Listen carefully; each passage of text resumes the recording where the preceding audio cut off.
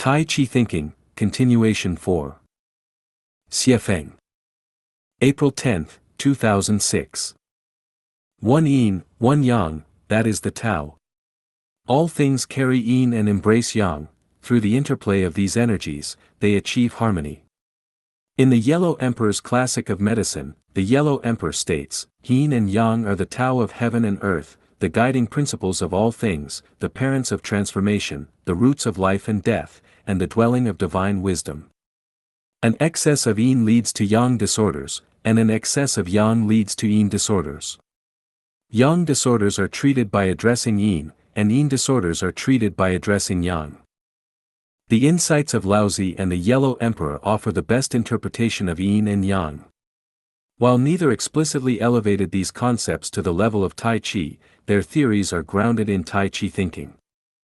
The entirety of the Tao Te Ching embodies Tai Chi wisdom. Laozi's thought process is inherently Tai Chi thinking, as reflected in passages such as being and non-being create each other, difficulty and ease complement each other, long and short form each other, high and low rely on each other, sound and voice harmonize, front and back follow one another. Non-action accomplishes everything. Without selfish desires, one can fulfill their own purpose. What exists is useful, what is empty gives function. Because it does not overflow, it is renewed.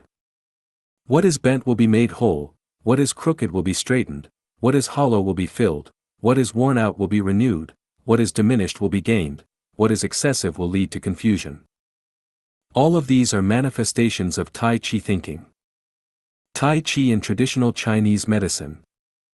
Traditional Chinese medicine, TCM, places great emphasis on the balance of yin and yang.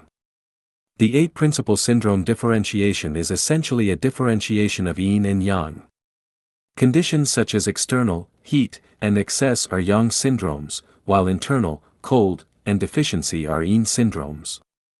In the Huangdi Neijing, the Yellow Emperor's Classic of Medicine, the chapters, the Great Treatise on the Correspondence of Yin and Yang, the Treatise on the Separation and Union of Yin and Yang, the Treatise on the Differentiation of Yin and Yang, and the Treatise on the Categories of Yin and Yang, elaborate in detail on how Yin and Yang correspond to various aspects of existence, including heaven and earth, humanity, the 4 seasons, cold and heat, water and fire, wind and clouds, form and energy, sound and voice, color and taste, internal organs, internal and external states, and life and death. The knowledge of yin and yang is profound, and Tai Chi thinking is an incredibly advanced wisdom.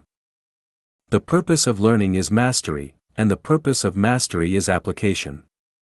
No matter how great knowledge is, if it cannot be applied, then our brains become mere garbage bins. While such knowledge may impress others, it is ultimately useless in practical matters. This is the final discussion on Tai Chi thinking. In the first article, I mentioned that we would explore 10 aspects of this concept. Now, we have arrived at the last topic. 10. All things carry yin and embrace yang. Human beings are part of all things, and thus, we also carry yin and embrace yang. What is the yin that we carry? It is the non-material world. Behind life lies the entire non-material world, and we are backed by it. Without the non-material world, there would be no yin, without yin, there would be no yang, and without yang, we would not exist. How are we connected to the non-material world? We are linked through our spirit, mind, thinking, and consciousness. The breadth and depth of our connection depend on the fluctuations of our spirit, the frequency of our mind, the sharpness of our thinking, and the depth of our consciousness. The non-material world is a vast and colorful universe invisible to the naked eye, encompassing the greatest creator, gods, Buddhas, deities, celestial beings, the Elysium world, the netherworld, and more. What yang do we embrace? It is the material world that we see with our eyes.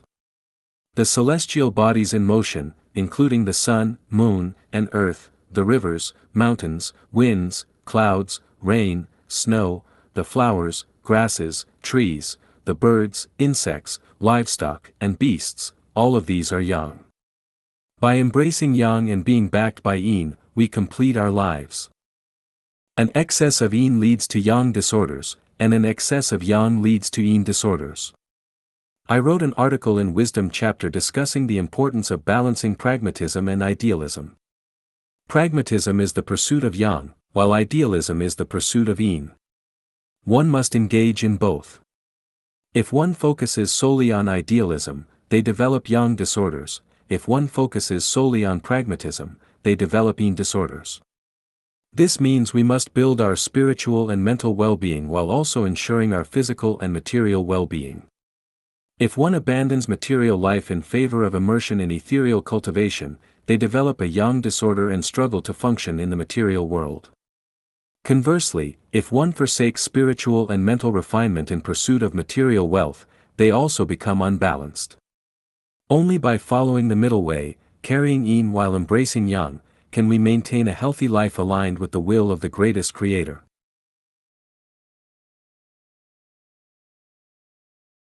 My advocacy for simultaneously ascending to the highest realms of life and life is based on this principle. From this, we can see that what I discuss is the Tao, not trivial techniques. I am not speaking nonsense, everything I say is in strict accordance with the Tao of the greatest creator. The principle of carrying yin and embracing yang applies to everything, including our actions and behaviors in daily life. For example, men represent yang, and women represent yin. Men are strong, and women are gentle. To maintain health, male and female energies must merge. Strength and gentleness must be balanced. Without men, women become ill, without women, men become ill. Here, an important point arises: the stronger the man, the greater his need for gentle yin energy, the gentler the woman, the stronger her need for masculine yang energy. This explains why people in the 1,000-year world, the 10,000-year world and the Elysium world do not marry, because a single woman's yin is insufficient to satisfy a strong man's yang. Similarly, a single man's yang cannot fully support a deeply yin woman. This is not only physiological but also spiritual and psychological. I have always set an example for everyone: love as much as possible. The more we give, the more we receive. Take a moment to reflect on this. What would it feel like to be selflessly loved by 10 people of the opposite sex? Although monogamy may appear on the surface to be a union of yin and yang, seemingly in accordance with the Tao of yin and yang, upon closer examination, it presents significant issues. I cannot provide a comprehensive discussion here, but I would like to pose a question for everyone to contemplate. It is a fundamental natural law that men are strong and women are gentle, whereas the reversal, men being gentle and women being strong, goes against common sense. The root cause of conflicts between husbands and wives lies in an imbalance of strength and gentleness. A family must contain both strength and gentleness. The problem arises when a man lacks strength, forcing the woman to become strong to compensate for the deficiency in the family's strength. Similarly, when a woman is excessively strong, it compels the man to become gentle to make up for the lack of gentleness in the family. If both partners are strong, arguments and divorce are inevitable. If both are gentle, they will have to suppress themselves and endure, resulting in a household filled with passive resentment. A perfect husband and wife combination is rare, especially in modern society. As a result, there is no doubt that contemporary couples are suffering from mental and emotional oppression and torment due to this imbalance of strength and gentleness. The gentler a woman is, the stronger her need for masculine strength, but a single husband can never fully satisfy this need.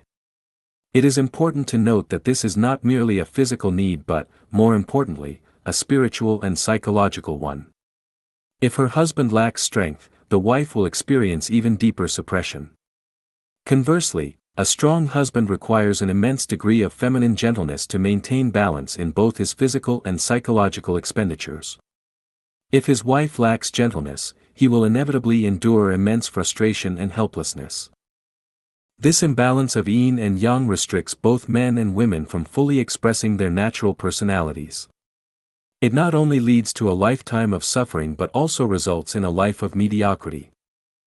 Under such circumstances, the only solution is to break free from monogamy and adopt a multi-husband multi-wife system. However, such an arrangement would still bring about a series of complications. The best solution is to establish a system without husbands or wives. The 1,000-year world system is the optimal way forward.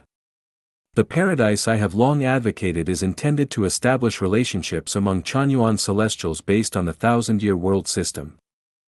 If life were only about this brief existence, such efforts would be unnecessary. However, this concerns the future trajectory of our lives and the creation of a new era for humanity, Lifechanyuan era. That is why I persistently discuss the balance of yin and yang. Does this reasoning hold? I invite you to reflect using Tai Chi thinking. Is Tai Chi thinking the highest wisdom? No. Formless thinking surpasses it. This concludes my discussion on Tai Chi thinking. My final question to you: have you carried yin and embraced yang?